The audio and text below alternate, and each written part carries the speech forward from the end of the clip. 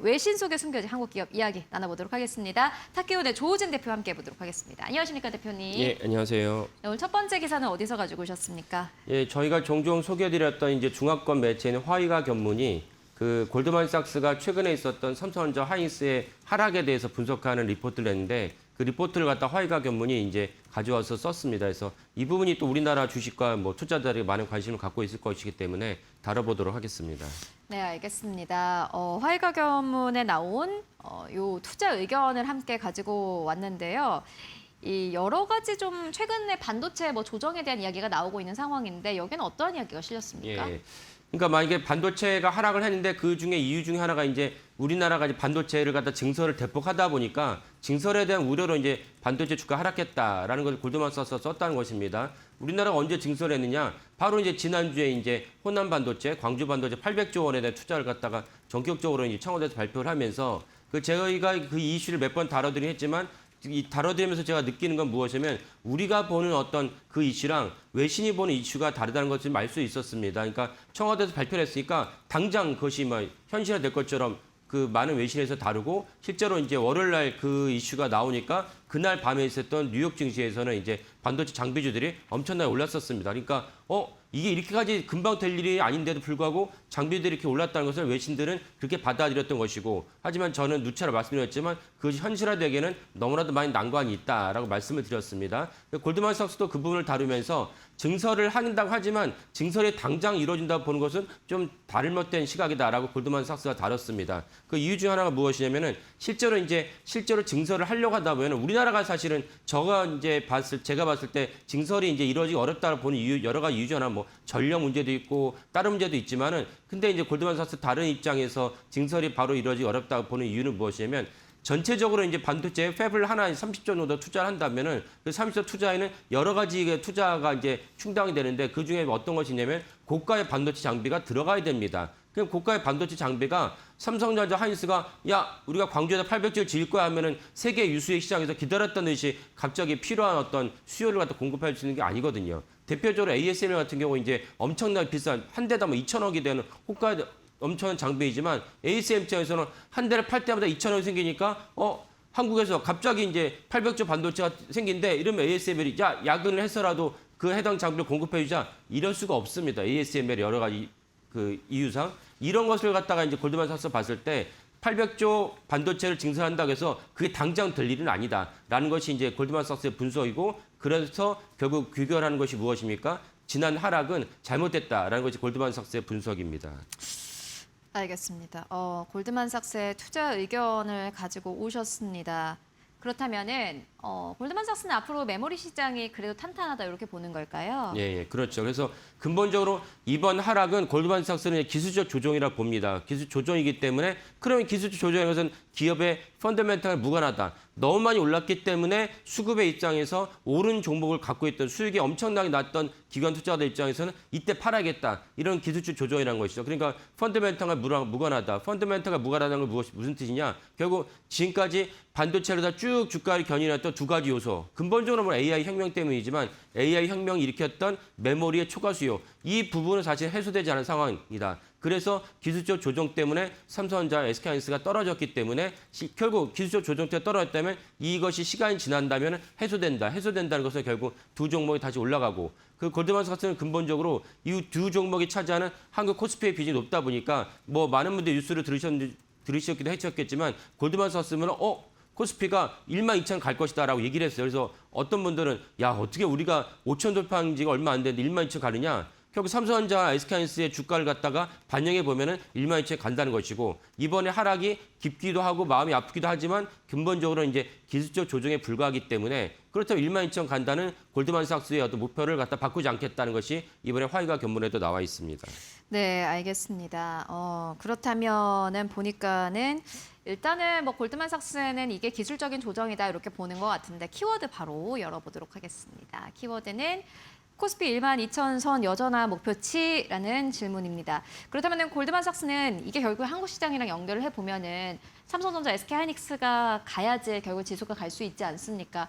뭐 여러 가지 투자 의견들이 있겠지만은 골드만삭스는 그 투자 의견을 계속 유지를 한 건가요? 그렇죠. 예, 아까 말씀드린 투자 의견 그대로 유지하면서 삼성전자, SK하이닉스도 되게 그 긍정적인 시각을 유지하고 있습니다. 그러다 보니까 두 종목이 차지한 비중이 절반에 해당하고 그리고 두 종목은 아니지만 바로 옆에 있는 종목 SK스퀘어, 삼성전기도 역시 AI 혁명과 메모리 초과 수요를 말미암아서 엄청난 주가를 갖다가 상승을 거듭한 종목이기 때문에 그렇다면 다른 종목도 마찬가지입니다. 뭐 삼성전자, 우까지 포함해서요. 그렇다면 이제 그 메모리 초과 수요, AI 혁명이 피크가 아니고 지금도 계속 가야 되는 상황이 있다라고 보면은 당연히 아까 말씀드린 최종적으로는 한 문장으로 종합한다면 코스피 12,000 간다라는 것이 골드만삭스의 전망이고 이것을 이제 화이가 견문이 보도를 했습니다. 알겠습니다. 그리고 IBM이 이제 실적 발표한 이후로 어제 반도체주가 급등을 했다가 또 간밤에는 급락을 했어요. 변동성이 꽤 확대가 되고 있는 상황인데 요거는 어떻게 보십니까? 예. 그 IBM이 어저께 주가가 한 25% 정도 폭락을 했는데 그 87년도 그 블랙 먼데이 이후로 엄청나게 폭락을 해가지고 폭락을 했는데 왜 이것이 그 반도체 주가에 메모리 주가에 이제 도움이 됐냐 의아하게 여기신 분들 계신데 그 이유는 무엇이냐면 IBM 주가 폭락을 했는데 컨퍼런스 콜에서 IBM CEO가 우리의 고객사들이 우리가 이제 계약을 하려고 했던 그 부분들을 갖다가 취소하거나 유예를 했다. 그래서 우리의 매출과 영업이익이 안 좋다, 실적이 안 좋다고 얘기했는데 알고 봤더니 고객들이 IBM 자체 문제가 있는 것이 아니고 고객들이 먼저 메모리를 갖다 먼저 확보하고 메모리를 확보하는데 메모리 단가가 올라가지 않았습니까? 그러다 보니까 한정된 재원을 갖고 메모리를 갖다가 먼저 이제 획득하는데 우선순위를 두다 보니까 IBM과의 계약이 늦어졌다. 이걸 갖다 시장이 해석을 하면서 이 메모리 전체 초과 수요가 단지 하이퍼스케일러들의 AI 데이터 센터에만 국한된 것이 아니고 산업 전반에 끼친 영향이구나라는 것을 인지하게 되면서 어저께 메모리 주가가 올라갔습니다. 근데 그거 어제잖아요. 또 간밤에는 또 예, 그 어제는 올라갔는데 그 오늘 이제 메모리 주가가 이제 특별히 샌디스크나 마이크론 주가가 떨어졌죠. 그 부분에 대해서 이제 아까 좀 전에 저희 코너 앞에서 보셨던 CXMT의 어떤 상장과도 맞물려 있다는 것이 이제 분석인데 CXMT가 이제 그 상장을 하면서 엄청난 자금을 빨아들이고 그 빨아들인 자금을 갖고 CXMT가 또 야심차게 이제 증설을 하거나 R&D를 할 것이다라고 추정을 당연히 하는 것이죠. 근데 다만 저는 저희 코너가 아니지만 다만 저는 CXMT가 상장하는 자체가 약간 말이 안 된다고 봅니다. 왜냐하면 제가 몇 번 말씀드렸지만 CXMT의 기술력이 뒤처져 있고 뒤처진 기술력에서 또 하나 무엇이 있습니까? 올해 이제 우리나라 그 법원에서 판결을 내렸어요. 삼성전자 임원을 매수해서 CXMT가 매수했어요. 매수해서 거기서 생긴 기술을 갖고 지금의 18나노, 16나노 가는데 썼다는 것입니다. 그런 CXMT가 또 중국 당국에 엄청난 보조금을 지급하고 있거든요. 정상적인 자본주의 시장이 아닌데도 불구하고 중국에서 그래서 IPO를 한다는 자체도 저는 약간 어불성설이지 않을까 싶은데 어쨌건 그 부분에 영향을 받아서 오늘 이제 샌디스크랑 마이크론 주가가 이제 폭락을 했습니다. 그러면 우리나라도 당연히 오늘 이제 우리 시장이 안 좋을 것이고 내일부터 공휴일 아닙니까? 공휴일이면 사실 그 전날에 있었던 주가는 안 좋습니다. 그래서 대부분 금요일 날 오후부터 장이 안 좋은 이유도 그 때문인데 그 부분을 갖다 겹친다면 오늘 우리나라 시장도 어쩔 수 없이 좀 하락을 할 수밖에 없지 않을까. 하지만 아까 말씀드린 골드만삭스의 의견 펀더멘탈은 여전하고 초과 수요가 여전하다면 이번에 오늘 하락을 한다면 하락폭이 깊어진다면 오히려 우리가 수익을 갖다가 창출할 수 있는 그런 기회다라고 말씀드리겠습니다. 사실 저도 이제 요 골드만삭스의 투자 의견 가지고 오셨지만은 이 의견은 누구보다 어떻게 보면 응원하는 그러한 투자자 중에 한 명이기도 한데요. 그런데 다만 이제 조금 주가가 조정을 받으니 조금 더 비관적으로 좀 생각을 해보자면은 이게 말씀처럼 펀더멘털은 변하지 않고 초과 수요는 여전한데 이걸 이미 시장에서 반영을 했다라는 평가도 나오고 있습니다. 이 부분은 어떻게 보십니까?